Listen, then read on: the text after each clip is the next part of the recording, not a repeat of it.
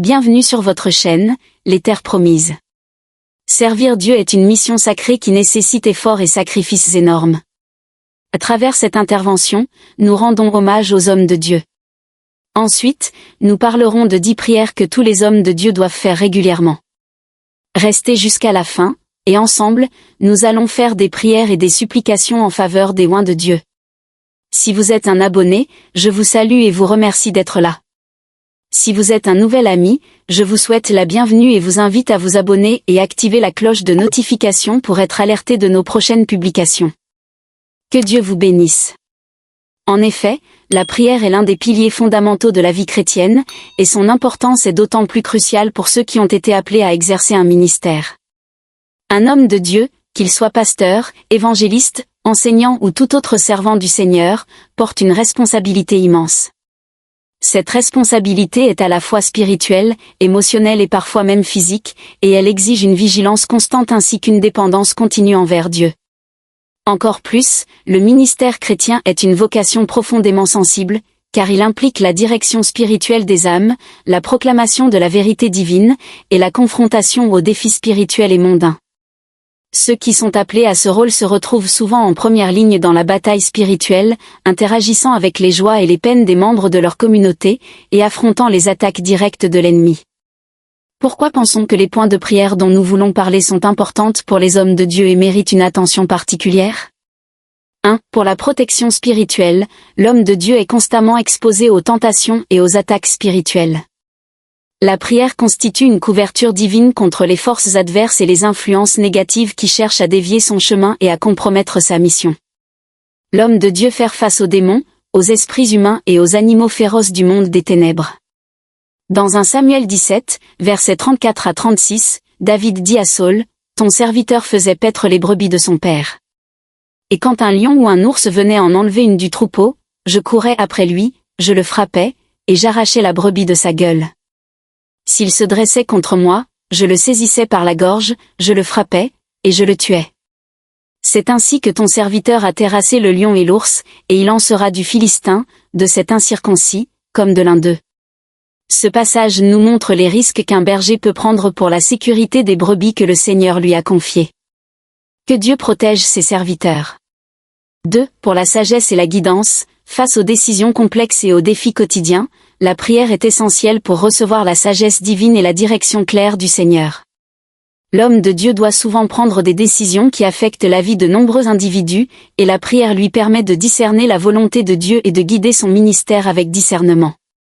Cas de Jésus dans Luc 6 versets 12 à 15. En ce temps-là, Jésus se rendit sur la montagne pour prier, et il passa toute la nuit à prier Dieu. Quand le jour parut, il appela ses disciples, et il en choisit 12, auxquels il donna le nom d'apôtres, Simon, qu'il nomma Pierre, André, son frère, Jacques, Jean, Philippe, Barthélemy, 15 Matthieu, Thomas, Jacques, fils d'Alphée, Simon, appelé le Zélote, 16 Jude, fils de Jacques, et Judas Iscario, qui devint traître. 3. Pour la force et le courage, le ministère peut être épuisant et exigeant. La prière donne la force nécessaire pour persévérer dans les moments difficiles et le courage pour continuer à avancer malgré les obstacles et les découragements. Puis il s'éloigna d'eux à la distance d'environ un jet de pierre, et, s'étant mis à genoux, il pria, disant, « Père, si tu voulais éloigner de moi cette coupe. Toutefois, que ma volonté ne se fasse pas, mais la tienne. » Alors un ange lui apparut du ciel, pour le fortifier, Luc 22 versets 41 à 43. Dans la prière, Dieu envoie ses anges pour nous fortifier. 4. Pour la clarté et l'unité, la prière aide à maintenir une vision claire et une unité d'esprit avec les membres de l'Église et les collègues ministériels. Elle permet de surmonter les divisions et les malentendus, favorisant ainsi un environnement de collaboration harmonieuse. 5. Pour la transformation personnelle, en tant qu'instrument de Dieu, les hommes de Dieu doivent également se soumettre à la transformation continue de leur propre vie. La prière est un moyen par lequel Dieu travaille dans le cœur et l'esprit, affinant le caractère et renforçant la foi. 6. Pour le bien-être spirituel et émotionnel, le poids des responsabilités ministérielles peut parfois conduire à l'épuisement spirituel et émotionnel. La prière offre un refuge et un renouvellement spirituel, permettant à l'homme de Dieu de rester centré sur Dieu et de retrouver la paix intérieure. La prière pour un homme de Dieu est donc non seulement une nécessité, mais aussi un acte de soutien crucial qui contribue au succès et à la santé spirituelle de son ministère. En priant régulièrement pour ceux qui sont engagés dans le service divin, les croyants participent activement à l'œuvre de Dieu et renforcent l'efficacité et la protection des ministères dans le monde. La prière est un acte d'amour et de solidarité, indispensable pour que ceux qui dirigent puissent accomplir leur mission avec fidélité. Nous vous encourageons à prier pour vos dirigeants dans le Seigneur. Voici une liste de 10 prières avec un verset biblique pour chaque prière que les hommes de Dieu peuvent faire régulièrement. Numéro 1. Prière de louange et d'adoration. Seigneur, je te loue et je t'adore pour ta grandeur, ta sainteté, et ton amour infini. Tu es le Créateur de tout ce qui est, et je te rends grâce pour ta présence constante dans ma vie. Psaume 145 verset 3. L'Éternel est grand et très digne de louange, sa grandeur est insondable. Numéro 2. Prière de repentance. Père céleste, je te demande pardon pour mes péchés et mes manquements et erreurs ministérielles. Purifie-moi de toute iniquité et aide-moi à marcher dans ta lumière et ta vérité chaque jour. 1 Jean 1 verset 9, si nous confessons nos péchés, il est fidèle et juste pour nous les pardonner et pour nous purifier de toute iniquité. Numéro 3. Prière pour la sagesse et la direction.